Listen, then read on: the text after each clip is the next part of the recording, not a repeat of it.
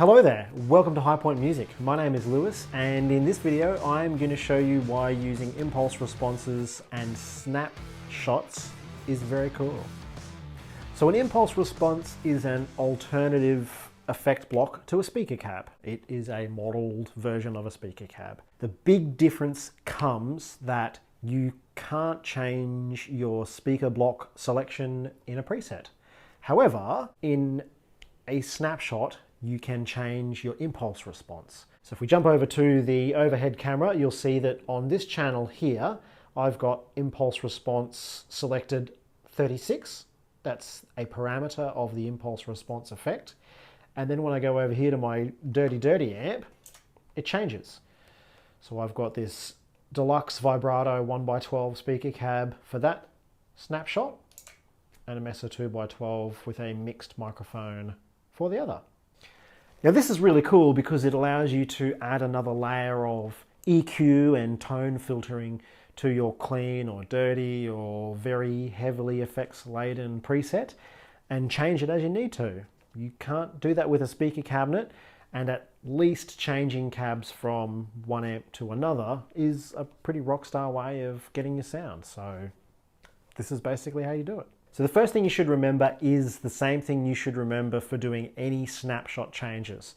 You want to make sure that you push and spin this button here so that that text on top is white, unlike this purple text here, for example, because that white text is what will tell you that you are able to change that particular setting when you jump between snapshots.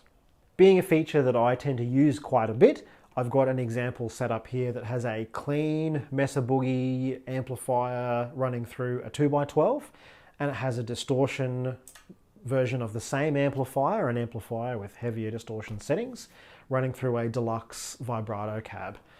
This is what it sounds like.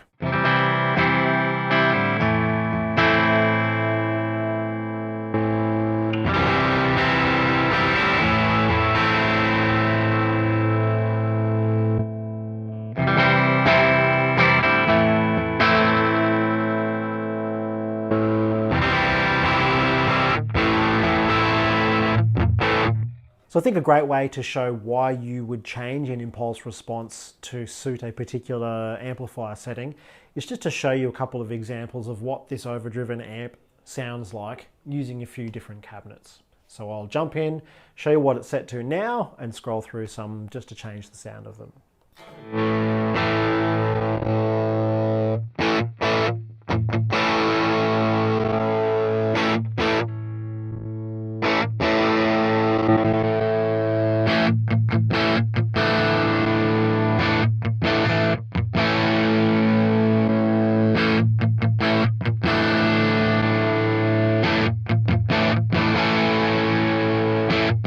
So you can get quite a bit of tonal difference changing just that impulse response.